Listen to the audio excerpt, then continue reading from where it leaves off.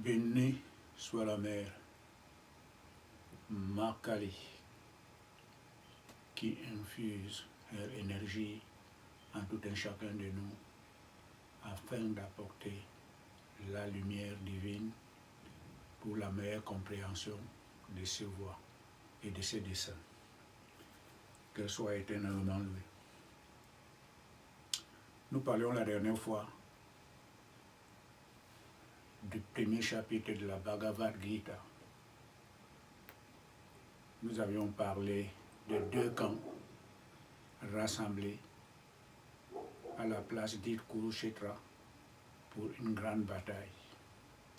Nous avions parlé clairement, c'était une guerre entre le bien et le mal, entre la vérité et le mensonge, entre la lumière et l'obscurité.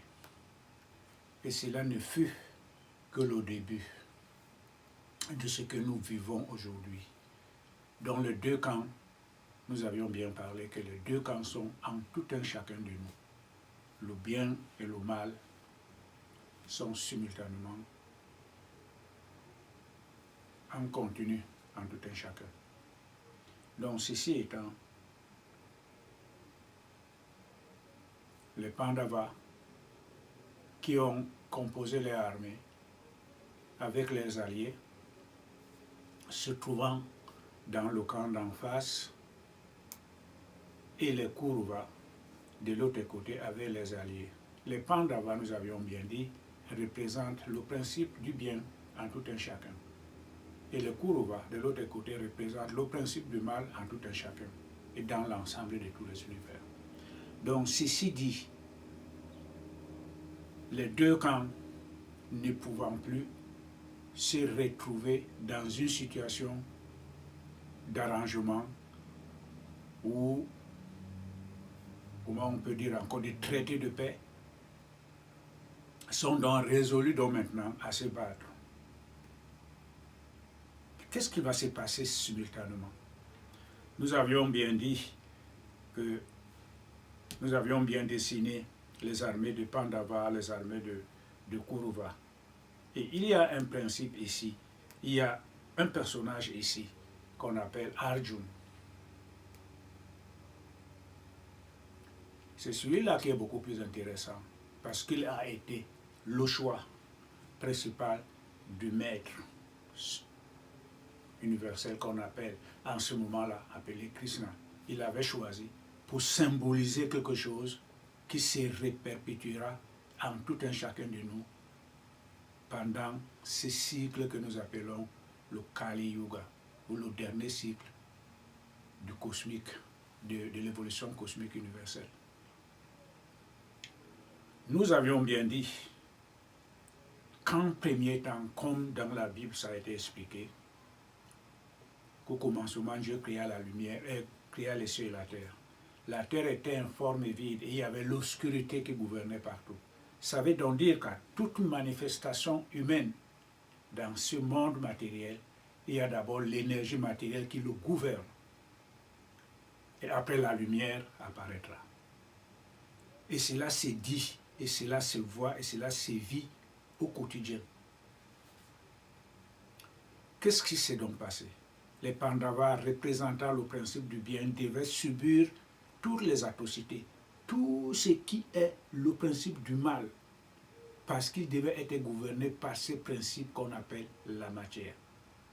Alors, dans ce côté, dans ce processus de la matière, il n'y a rien de bon. Il y a les jalousies, il y a les trahisons, il y a toute forme d'injustice inimaginable sur le plan humain. on se retrouve et ils ont vécu ça.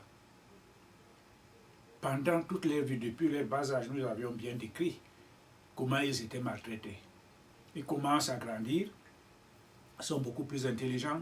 Le roi aveugle ne veut toujours pas les donner les royaumes. Alors qu'il n'était que le tuteur, attendant qu'ils grandissent pour qu'il les lègue les royaumes, parce que c'est leur père qui était le roi. Et lui n'a jamais été le roi. Alors il fait la composition de tous ces amalgames pour que son fils, qui représente le principe du mal, qu'on appelle Duryodhana, prenne le pouvoir. Alors, ce n'est pas là le chemin divin, selon le plan de Dieu qu'il a établi. Alors, il faut tout faire pour les empêcher. Il scinde le royaume en deux, il leur donne une partie avec les Asuras qui habitaient là-bas. Par la bénédiction de Krishna, il rendent ce coin comme étant un paradis. Là encore, la jalousie va s'exporter. Il faut tout faire pour qu'ils perdent encore ce royaume. Il faut faire le jeu, on triche au jeu et perd. Ils s'en vont encore en brousse pendant 14 ans. Et tout cela, il fallait le supporter parce que c'est là le principe divin. Il faut que l'élément spirituel en tout un chacun subisse d'abord la domination du monde matériel. Et après, il pourra émerger. C'était là alors ça. Qu'est-ce qui pousse donc maintenant Arjuna, après avoir subi tout cela? Ils ont appris l'art de combattre. Ils eut même la grâce divine de la part de Krishna d'aller au ciel et d'acquérir les armes divines. Ils pouvaient gagner cette guerre tout seuls, sans le concours de tout un chacun, de qui que ce soit. Mais il n'a pas préféré utiliser les armes divines.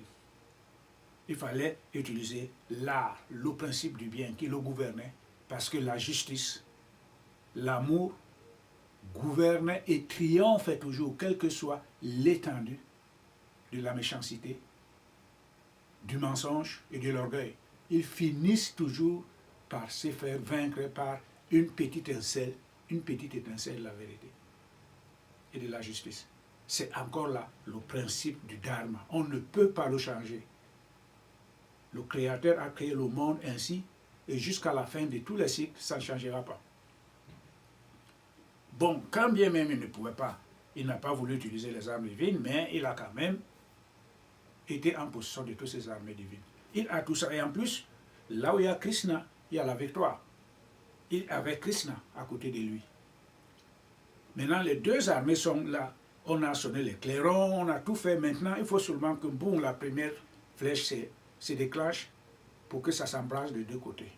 Il dit à Krishna, au même chapitre, dans la Bhagavad Gita, c'est là où nous allons donc maintenant commencer à comprendre. Et on appelle ces chapitres le découragement d'Arjuna. Donc maintenant on va continuer, nous nous sommes arrêtés là, les deux armées étant séparées, prêts à commencer à se battre. Le chapitre 1, verset 21, c'est là où nous nous sommes arrêtés. On va donc continuer au verset 22.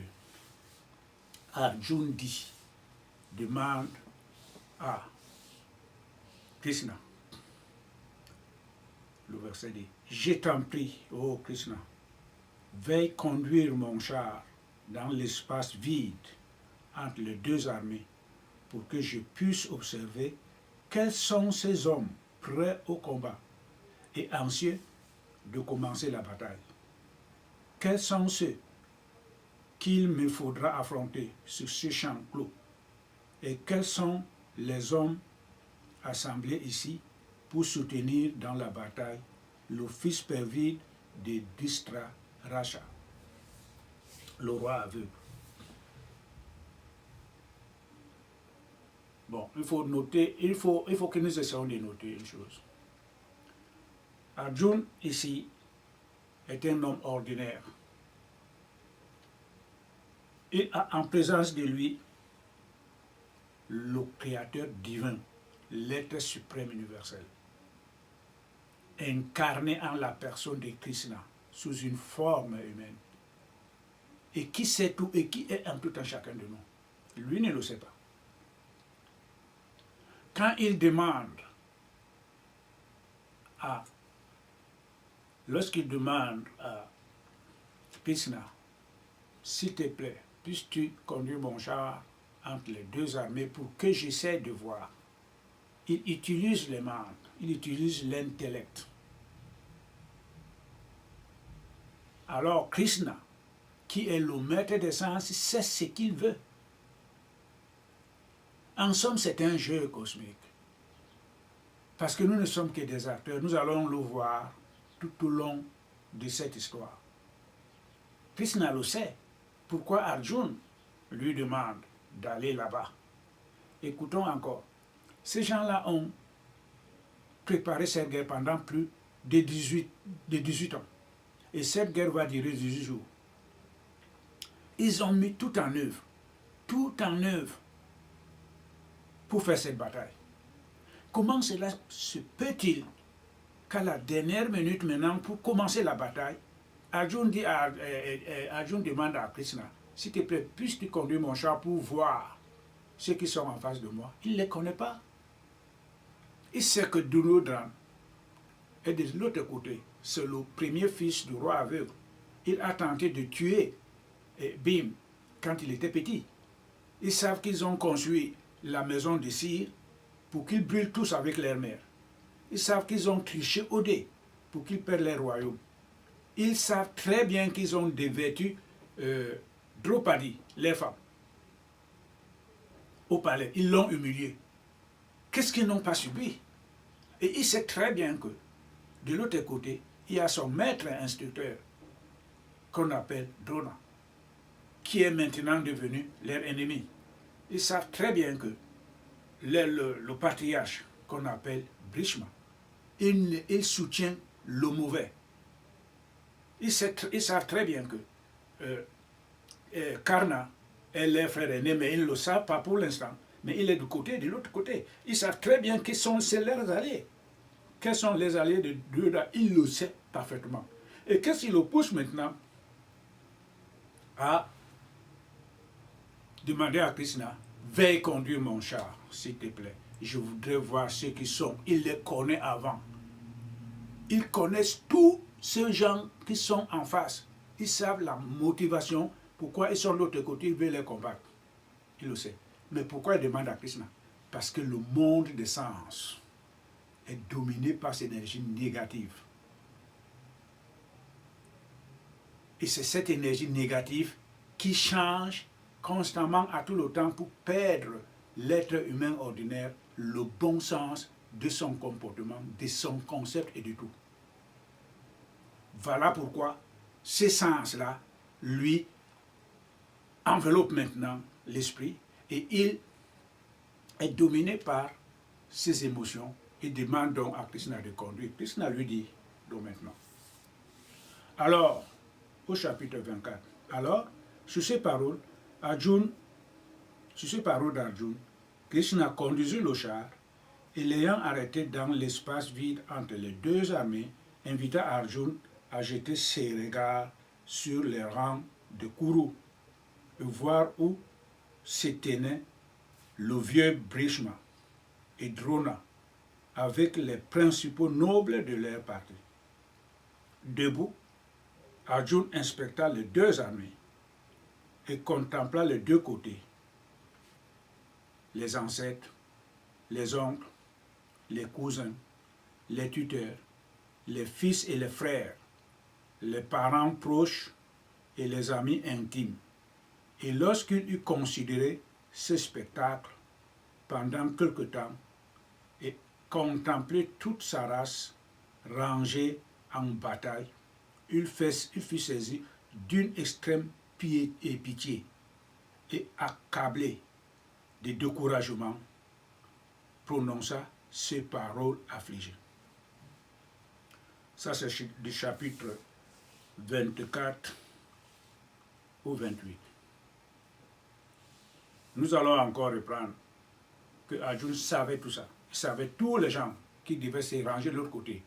Parce qu'avant la bataille, il avait demandé à son aïeul, Bhishma, est-ce que tu seras de notre côté?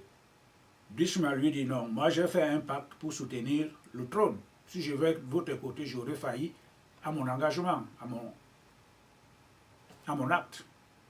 J'avais fait un pacte de soutenir le trône. Si j'irais de votre côté, j'aurais failli à mon pacte.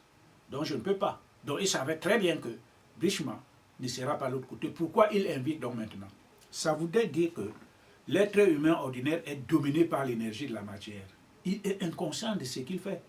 Maintenant, on peut lui dire si il peut voir le vrai. Et après un certain temps, il va changer. C'est pour ça que l'humanité dans son ensemble tourne en rond. Depuis des cycles, l'humanité n'a jamais changé. Il faut le principe supérieur à côté de, comme Krishna le symbolise, il faut qu'il y ait un principe supérieur à côté de celui qui a été choisi pour commencer à comprendre le vrai. Et de cette énergie, à partir de ce transfert d'énergie, l'être ordinaire commencera alors à voir le clair jusqu'à transcender l'énergie de la matière. En dehors de ça, on ne peut rien. Et c'est pour ça qu'on voit ici que Krishna était l'être fidèle à Krishna. Krishna lui a enseigné tout avant même qu'il invite Krishna à amener son char au milieu des deux armées. Krishna lui avait montré la grandeur de sa personne divine. À partir de cette vision, Krishna a vu que Arjuna a vu que Krishna était tout. Mais ça n'a pas suffi. Puisqu'après un certain temps, l'énergie de la matière domine toujours. Il oublie ce qu'il a vu. Donc maintenant, l'élément essentiel de l'être ordinaire, c'est d'être dominé par cette énergie négative qui ne résume absolument à rien du tout et en tout et chacun. Dès lors qu'on n'a pas été choisi, alors ici, la relation entre Krishna et Arjuna symbolise ce choix, comme Jésus avait choisi ses disciples. Là, il choisit Arjuna. Au milieu de ses 4 frères, au milieu des 5 frères, il choisit Arjuna pour montrer l'exemple du développement cosmique au cours de ces cycles. C'est ça que nous devons retenir. Ils étaient 4. Ils sont 5 frères. Pourquoi n'a-t-il pas pris Bhim? Pourquoi n'a-t-il pas pris Draupadi? Pourquoi n'a-t-il pas pris Vasudeva? Pourquoi ne l'a-t-il pas pris les 2 autres? Non, il a choisi Arjuna. Parce que Arjuna est le symbole de l'être humain ordinaire qui a été choisi selon la prédestination du divin, en tant qu'exemple et en tant que modèle pour le développement cosmique des êtres humains. Bon, pendant qu'il est choisi, il est l'être ordinaire. Il est toujours et toujours subjugué par cette énergie négative. Et c'est pour ça qu'il est confus, il ne sait rien, il ne peut rien faire. Il a tout vu. Pendant la vision, il a vu la plénitude de la divinité de Krishna. Il ne peut même pas comprendre qu'à côté de lui, il y a l'instructeur, qui est sublime et qui est en même temps humble. Il ne sait même pas le rôle que Krishna a choisi pour conduire son char. Conduire son char veut dire que si le maître ne te conduit pas, toi qui es élève, toi qui es disciple, si le maître ne te conduit pas, tu n'arriveras pas. Donc, à partir du moment où il t'a choisi, il ne peut plus revenir en arrière, il ne te rejettera pas. C'est ça que l'élu doit comprendre et c'est ça que l'élu doit être constamment, quelles que soient les souffrances. L'élu doit comprendre que le maître qu'il a choisi ne l'abandonnera jamais. Il l'amènera jusqu'à la perfection finale. Mais Arjuna, pour l'instant, ne le comprend pas. Il croit que ses sens qui le dominent et qui le gouvernent pourront peut-être être suffisants ou peut-être Krishna. Il ne sait rien pour le moment. C'est ça que nous devons comprendre. Donc ici, le symbole de Krishna qu'il a accepté de conduire le char d'Arjuna est le sens que nous devons comprendre. Que si le maître ne tient pas le disciple en main qu'il a choisi, le disciple n'arrivera pas. Parce que Krishna a enseigné à Arjuna plusieurs fois. Il a été même son beau-frère. Il a été, en tout moment, Krishna apparaissait pour le guider, pour lui dire ceci, pour lui dire cela. Mais est-ce que cela l'avait empêché, même pendant cette bataille, Krishna va lui dire, va faire ceci, il dit non, on ne le fera pas. Pourquoi? Parce qu'il est toujours gouverné par cette énergie, la matière. Il faut du temps pour atteindre la perfection. Et cela passe par la dose d'énergie transférée du maître au disciple. Il faut que cela arrive et que l'énergie s'installe et que le disciple monte d'un cran à un autre. Ça prend du temps. Ça peut prendre toute une vie pour un disciple choisi. Ok, maintenant, Krishna lui dit, voilà alors, Krishna lui montre ce qu'il voulait. Maintenant que j'ai vu au chapitre 29, Arjuna dit, maintenant que j'ai vu, ô Krishna, mes parents anxieux de combattre, mes membres se dérobent, mon courage fléchit, mes poils se déchaissent et tout mon corps tremble d'horreur. Même mon arc, Gandiva, s'échappe de ma main et ma peau brûle et se dessèche. Je suis incapable de me soutenir. Il me semble que mon esprit vacille et je ne vois de toutes parts que les augures funestes. Et quand j'aurai détruit ma propre race, pourrais-je encore prétendre au bonheur? Je ne désire pas la victoire, ô Krishna. Je ne souhaite point le plaisir, car de quel prix sont le pouvoir et les joies de la vie? La vie elle-même, quand ceux qui sont destinés à jouir du pouvoir, du plaisir et des joies de la vie ont fait le sacrifice de la vie et de la fortune et se tiennent prêts au combat sur ces champs de bataille. Tuteur, fils, père, aïeux et petit-fils, oncle et neveu, cousins, parents et amis, dussent-ils me tuer, je ne voudrais pas les combattre. Non, fût-ce même pour la souveraineté sur les trois régions de l'univers. À plus forte raison pour cette petite terre. Après avoir tué les fils de Dhritarashtra, le roi aveugle, je te demande, ô toi, invoqué par les mortels, quel plaisir pourrions-nous encore goûter? En les exterminant, tous tyrans qui sont, le péché retomberait sur nous. Il ne nous sied donc pas de tuer les parents aussi proches, après avoir été les meurtriers de notre race. Comment pourrions-nous encore, ô Krishna, jouir du bonheur? Qu'importe si eux-mêmes, égarés par la passion du pouvoir, ne voient nul péché dans l'extermination de leur race et nul crime dans le meurtre de leurs amis.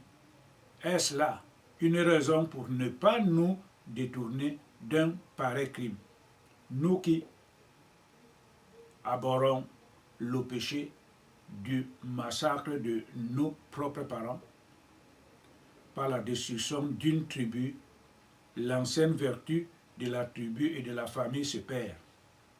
Avec la perte de la vertu, le vice et l'impiété engloutissent la race entière.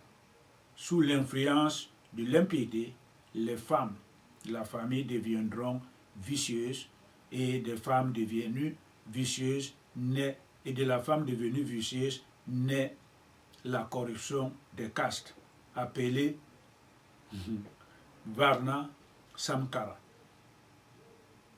La corruption des castes est une porte de l'enfer, à la fois pour ceux qui ont ainsi détruit une tribu et pour ceux qui survivent et leurs ancêtres. Privés des cérémonies et des offrandes, des gâteaux à leur main s'enfoncent dans les régions infernales par les crimes des extrémiteurs d'une tribu et les crimes des responsables de la confusion des castes.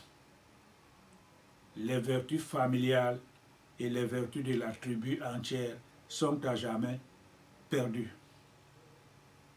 Et nous avons lu dans les Saintes Écritures, ô Krishna, qu'un séjour en enfer est le sort des mortels. Donc, la génération a perdu ses vertus. Malheur à moi, quel crime épouvantable sommes-nous prêts à commettre? Hélas, il se peut que, si ce soit par leur désir du pouvoir et des plaisirs, que nous soyons ici prêts à massacrer nos propres parents. J'aimerais mieux attendre patiemment que le fils de Dishtanatra, les armes à la main, arrive jusqu'à moi sans trouver d'opposition et me tue, sans résistance sur le champ de bataille. Voilà, nous avions compris à peu près l'attitude. La réponse, après avoir contemplé le camp de Kuruva, nous avions bien compris que Krishna est prise d'une forte émotion et se dit donc maintenant, quel est l'avantage pour moi d'aller me battre, quand bien même je peux tous les tuer, mais leurs morts ne me serviront à rien puisque je ne pourrai pas jouir du royaume. Parce que pour jouir le plaisir du royaume, il faut le jouir avec ses amis, les parents, oncles, vieux, mais tous ceux-là seront morts. Quel est encore pour moi le plaisir d'aller me battre? Donc moi, je sais encore une chose, qu'à partir de ces actions-là, c'est contraire aux Saintes Écritures. Parce que nous ne pouvons pas commettre des crimes de cette nature, quand bien même ceux-là qui ne comprennent rien du tout de la parole spirituelle sont prêts à le faire parce qu'ils sont seulement avides. Mais moi, je ne le ferai pas. Je ne peux pas aller tuer ces gens-là pour la souveraineté de ces trois régions de l'univers. À combat plus forte raison, la terre d'Aïrotra, de l'Inde. Ça ne sert à rien du tout pour moi. Et voyons à peu près l'attitude. Cela représente et cela reflète l'attitude d'un homme matériel. D'où vient le découragement d'Arjuna? Le découragement d'Arjuna revient du fait qu'il s'identifie à l'ordre de la matière. Il s'identifie à ses corps. Je suis.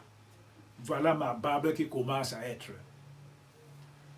grise, les cheveux sont gris, j'étais jeune, je courais, je faisais 100 mètres, maintenant je ne peux plus. Oh, ceci est à moi, ceci n'est pas le mien. Oh, mes enfants font ceci. Comment je peux offenser ma femme? Je dois lui faire des cadeaux, quand bien même il y a ceci, je dois... C'est ça. Oh, ceci m'arrive, je dois aller à l'hôpital, je ne dois pas faire ça parce que je vais recevoir ceci. C'est ça, l'identification de l'homme ordinaire, parce qu'il pense qu'il est ce corps. Et ces sens qui le gouvernent ne sont autres que l'énergie de l'ego. Et l'ego utilise ces sens pour lui faire comprendre le contraire de ce qu'il est réellement. Voyons encore la portée la plus haute de l'ignorance de l'ego. Again, Krishna avait montré la plénitude de sa divinité à Krishna. Maintenant, Krishna vient alors lui enseigner le principe spirituel. Alors qu'il est en face de lui, le créateur de tous ces principes. Le créateur de la religion. et le principe de la libération. Krishna incarne les deux. Vers la fin, nous verrons que toute cette connaissance-là de la religion dont il prétend en avoir, il prétend même maîtriser, c'est bon, mais ça ne lui amène pas à la libération. Vers la fin, Krishna lui dit, si tu m'adores, je te libère. Ça veut donc dire que tu as couru toute ta vie à travers ces religions-là, nous ne pourrons pas, à travers cette connaissance religieuse, à partir de cette maîtrise de pratiques, de pratiques religieuses, à observer exactement les rituels, comment ça se passe, aller faire ceci, c'est bon. Mais quand tu meurs, tu vas au ciel et tu reviens ici. On n'est toujours pas libéré. Mais la libération, c'est la connaissance spirituelle pure. Et c'est ça que Krishna va transmettre à Arjuna pour qu'il essaie de transcender son identification quant à ses corps et quant aux autres qui croient qu'ils sont différents de lui et qu'ils vont mourir. C'est ça. Donc, le principe de la libération, le principe du découragement d'Arjuna, c'est son identification à son corps et à tous les éléments d'ordre matériel autour de lui et en lui. C'est ça, parce que quand on sait que, ça c'est mon père, comment je puisse aller lui porter une critique parce qu'il a fait ceci, cela, parce qu'on s'identifie à ce corps, que voilà mon père, il ne l'est pas. Notre vrai père, c'est celui qui est au ciel. Et lui, il n'a pas de religion, il n'a pas de famille, il n'est que esprit. Et l'esprit est seul, juste et vrai. Et l'esprit seul est pur. Et l'esprit ne meurt pas. Et il ne tue non plus. Parce que l'esprit ne meurt pas. Et tout étant esprit, on est indifférent aux autres. On est réellement indifférent au reste. Donc, ceci dit, pour l'instant, Arjuna est le symbole de cette humanité dans son ensemble qui s'identifie à ce qu'il est. Or, celui-là, ça peut arriver là-bas, ça ne nous concerne pas. Nous, on est ici. L'ego pose les limites de son... Les limites. Là, c'est ma barrière. Moi, je suis chez lui là-bas, ça ne me concerne pas. C'est ça le monde matériel. Donc, nous avons les reflets de tout ce qui se passe à travers le monde matériel. Il y a les guerres, il y a les jalousies, il y a l'escroquerie, il y a tout, parce que je dois, par exemple, assurer mon bien-être au dépens des autres. Mais tout cela ne concourt que pour atteindre quelque chose de matériel, et c'est très limité. Et en même temps, très temporel. Nous voyons aujourd'hui les milliards de religions qui existent. Quelqu'un qui ne connaît pas, quelqu'un qui ne connaît rien du tout de la Bible, pour ainsi parler, ou bien de la Gita, va prendre à partir de l'explosion de son ego. Il y a certains qui ont même un ego surdimensionnel. Vraiment l'ego surdimensionnel. Nous avions eu à discuter avec une femme, avec une personne la dernière fois. La personne a été grandie dans les religions dites chrétiennes. Après, la personne a fait beaucoup pour son évolution sur le plan religieux. Et elle était satisfaite. Bon, maintenant, ces cycles étant passés, il faut que l'ego continue toujours, parce qu'il est partout au même moment. La personne nous fait comprendre que non, cette Bible-là que nous croyons être vraie, cette Bible n'est pas vraie. La vraie Bible n'a pas été transmise, elle n'a pas été traduite. C'est une fausse Bible qu'on utilise, on nous parle de Jésus, ainsi de suite, ainsi de suite. Nous autres, nous savons qu'après cela, après ce cycle, elle va encore trouver autre chose. Le problème, c'est qu'elle doit garder ça pour elle. Ou bien, si ça peut lui apporter satisfaction. Mais nous autres, nous voyons qu'elle est dans l'égarement. Parce qu'il y a les maîtres. Il y a les maîtres spirituels actuels dans ce monde matériel qui ont utilisé cette Bible sans la contredire, sans la traduire autrement, telle qu'elle est. ont amené eux-mêmes, cette Bible a amené eux-mêmes à l'évolution, à la réalisation divine. Et ces mêmes maîtres, à partir de leurs ashrams et de leurs écoles, toujours à base de cette Bible, ont amené plusieurs disciples à la réalisation divine. On peut parler de Yogananda. On appelle cette discipline spirituelle le Krita Yoga en Inde. Et si quelqu'un ne peut pas s'élever pour y aller parce qu'elle n'a pas choisi, elle n'a pas été choisie, mais la personne qui n'a pas été choisie manque de l'humilité, manque de la compréhension exacte pour comprendre le vrai. Again et again, on va toujours revenir sur le même principe. On dit qu'il y a des 10 000 entendent le son de Krishna. 1000 s'élèvent, mais personne n'arrive. C'est écrit. Pourquoi personne n'arrive? Parce qu'ils n'ont pas été choisis. Comme ces dames. Le jour où elle sera choisie, tout cela passera comme du vent. Et elle se fixera sur la connaissance pure. Ce n'est que des exemples, mais elle ne peut pas comprendre ça maintenant. Elle ne peut pas. Parce qu'elle est toujours dominée par l'énergie de la matière. Et c'est là, et la surdimensionnelle de son ego lui empêche de comprendre le réel. Quand bien même on peut lui dire calmement, même la voix intérieure peut lui dire calmement ce qui se passe, elle ne comprendra pas. Pourquoi? Parce que son temps n'est pas encore arrivé. Tout le monde ne peut pas être appelé au même moment. Et les saintes écritures sont là, y compris les régions depuis les millénaires, ne sont pas là pour sauver le monde. Sont là pour maintenir l'ordre cosmique universel tel qu'elle a été établie. Jésus est venu, pour ne pas sauver le peuple juif qui était sous la domination romaine. Ça a été dit. Eux, ils ont dit on ne le connaît pas parce que s'il est le Messie, il devait nous libérer. Et le Messie n'est pas venu les libérer. Jésus est venu libérer l'Israël spirituel. Et l'Israël spirituel est composé de 144 000 membres. C'est l'ordre cosmique universel, son symbole 9. C'est quand on est choisi, appelé et choisi qu'on fait partie. Et c'est pour celui-là que Jésus vient. Et de l'autre côté, sur l'autre aspect, c'est pour cela que Krishna vient. Arjuna était dans une famille de 5 membres. Il a choisi. Il est vrai qu'avec sa grâce, il a libéré toutes les 5, y compris les femmes. Il les a tous libérés. Mais il a choisi Krishna comme étant le symbole de l'ordre matériel actuel, de l'homme ordinaire actuel, qui sort du néant, qui subjugue dans la négativité la plus complète, dans l'ignorance la plus complète.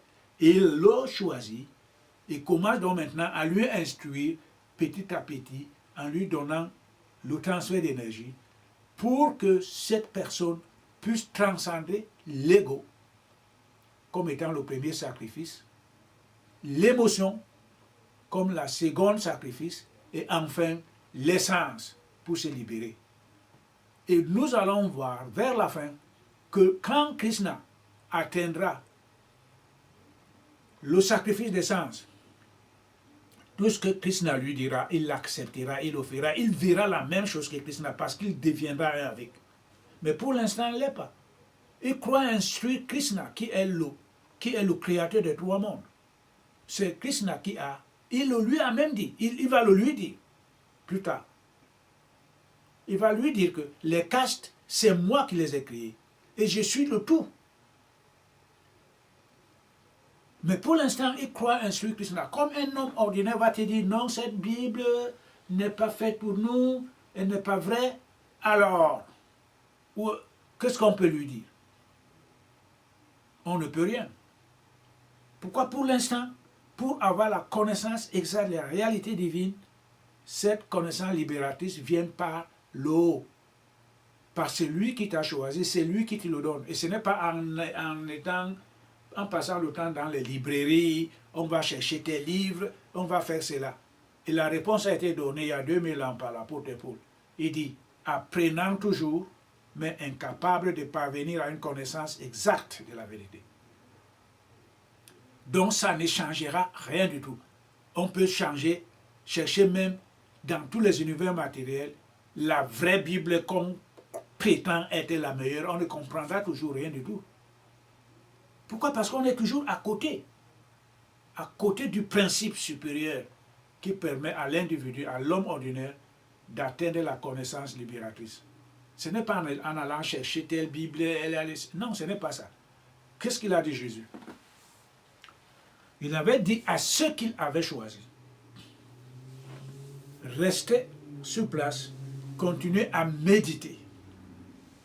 Je vous enverrai l'assistant qui vous rappellera toutes choses. Et il avait fait.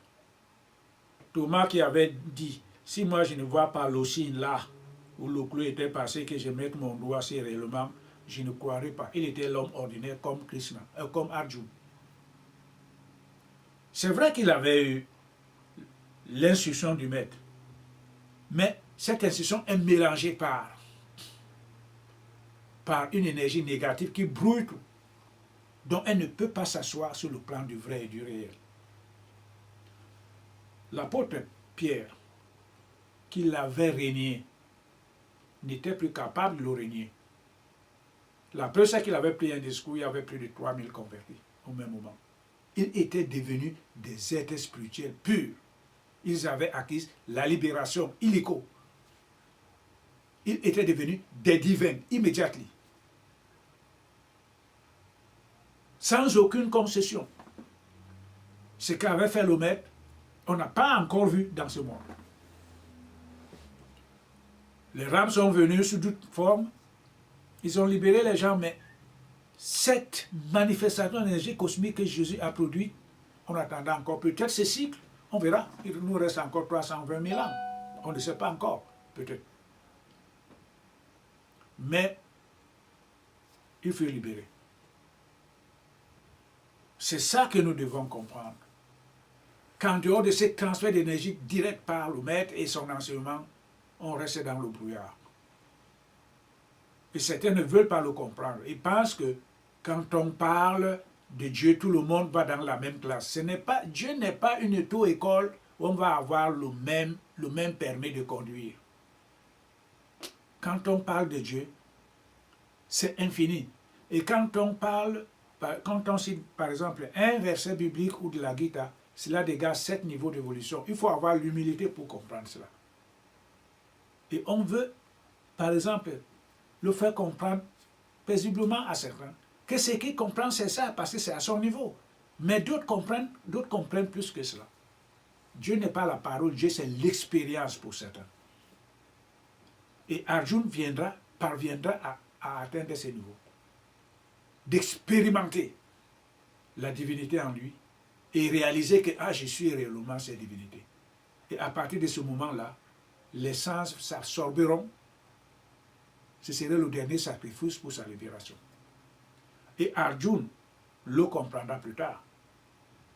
Et l'expérimentera plus tard. Nous verrons plus tard. Dans cette même Gita. Mais au commencement, il faut que l'instructeur lui tienne la main. Commence à lui enseigner, à supporter. Et c'est pour ça que Krishna symbolise l'instructeur spirituel en tant que conducteur du char. C'est un symbole. Il conduit le char, il conduit son disciple. Il ne se bat pas à la bataille, il ne se battra pas pour te faire parvenir. Il t'enseigne pour que tu fasses toi-même des efforts pour que tu arrives. Et en faisant ces efforts, il mesure ton degré de dévouement, de ta détermination, il met l'énergie pour que tu progresses. C'est ça, ce qui est expliqué ici sur le plan pratique dans la Bhagavad Gita.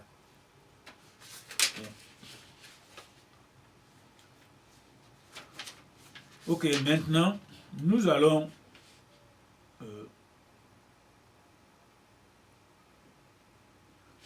donc comprendre à peu près la réponse de Krishna prochainement. Nous avons compris le découragement d'Arjuna. Nous avions bien compris que le découragement d'Arjuna n'est que le produit de l'identification de la personne humaine en la matière, à ses corps. avec ces milliards et milliards d'idées que l'ego apporte sans suite, il amène cette idée, il la pose là-bas, ainsi de suite, ainsi de suite. C'est ça où se trouve le monde actuel. Et c'est pour ça que le monde ne peut pas être libéré. Il faut qu'il y ait une puissance supérieure qui vient faire le choix. Certains n'aiment pas entendre ce mot, mais et pourtant elle est là. Dans Juge chapitre 20,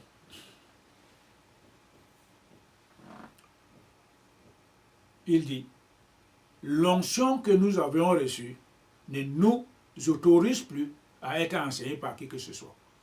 C'est bien écrit. Alors si on a eu l'onction, c'est qu'on a été choisi. Les élus, les choisis, les premiers apôtres le disent. Ils parlaient du choix. Il y a une dame qui m'a dit que Dieu est amour, elle ne peut pas choisir. C'est vrai, on n'a pas dit que Dieu n'est pas amour. Mais qu'est-ce que ça veut dire l'amour? Elle ne sait pas. Dieu l'a choisie, elle, pour faire ce qu'elle fait, puisqu'elle est la manifestation tangible de la divinité dans la matière pour son progrès et pour son évolution de l'ordre cosmique. Elle amenait un élément. Ça, c'est indéniable, puisque Dieu est en tout un chacun de nous. Et tout ce qu'elle fait, c'est Dieu qui le fait. Et c'est pour ça qu'on nous dit que tout est parfait. Donc l'être humain ordinaire n'est que l'outil. Il n'est pas collaborateur avec Christ et producteur ensemble avec Jésus. Non.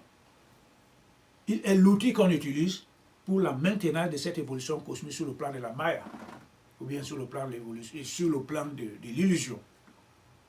Donc elle est choisie, là elle ne sait pas. Elle pense que parce que Dieu, tout le monde ira faire partie des 144 000 membres. Non, ce n'est pas ça. Les élus, c'est ceux qui font partie des 144 000. Et le reste, ce n'est que la grande foule, les symboles de ceux qui s'approchent à côté de Dieu et veulent entendre son enseignement et l'enseignement de Christ et progresser dans l'ordre pur de l'évolution cosmique. Et ils sont complètement différents des élus.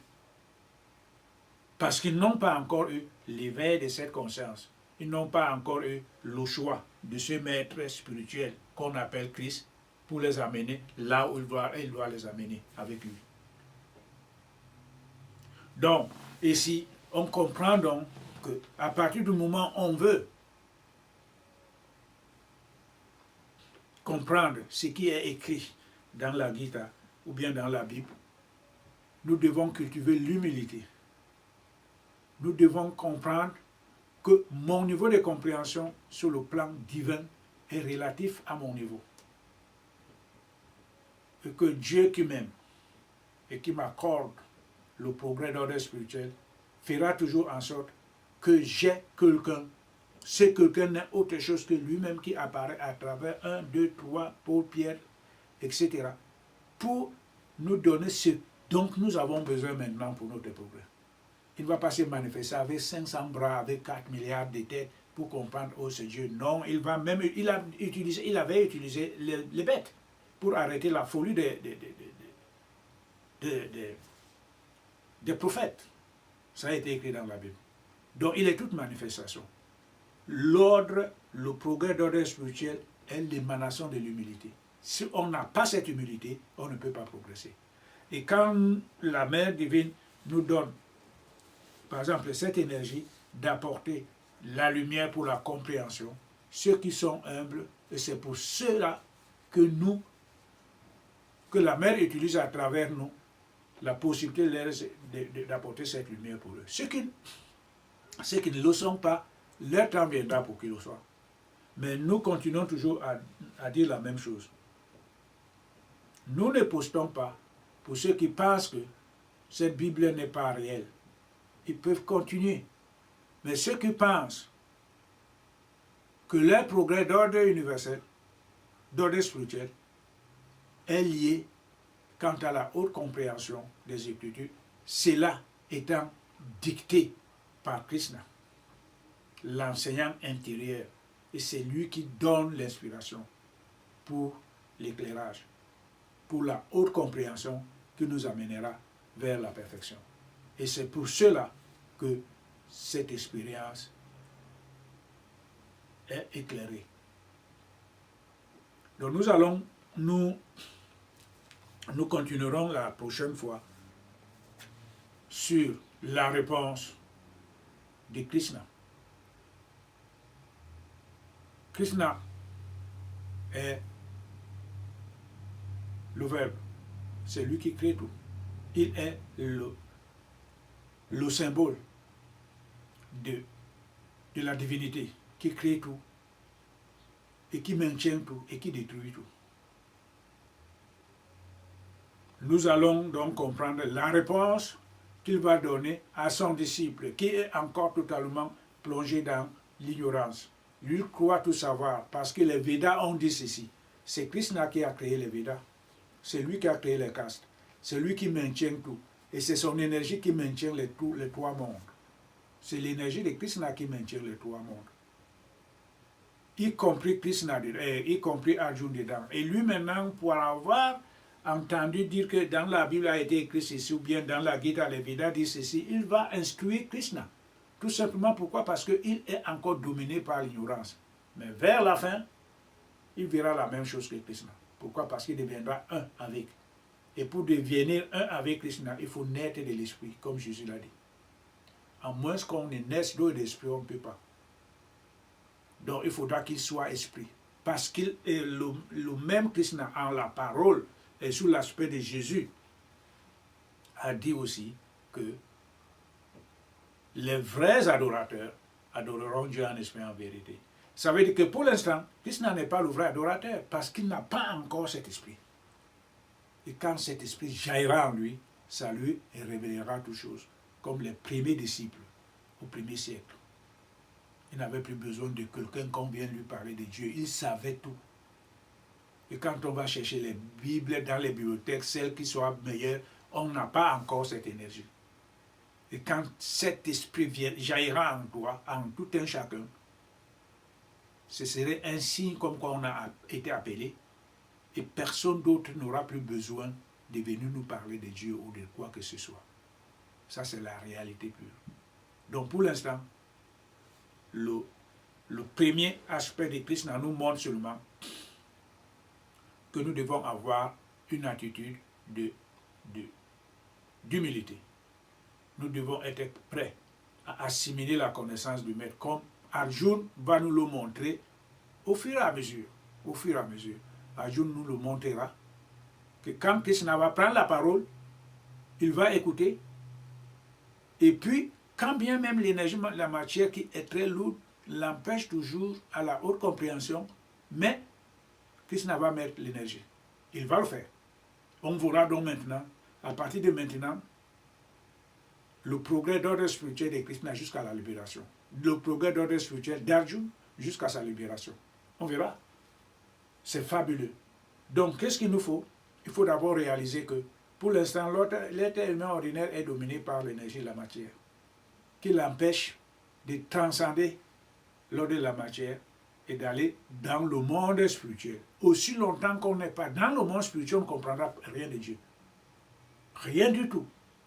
Parce que l'énergie de la matière, aussi longtemps qu'il gouverne l'être humain et l'être individuel, il est loin de Dieu. Il est très loin.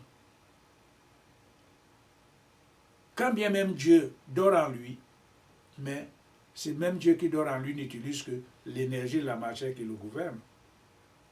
Donc il faudra l'éveil de ces dieux pour que l'énergie de la matière s'estompe, s'absorbe par l'énergie pure et commencer donc maintenant à avoir la compréhension nette et exacte de la divinité.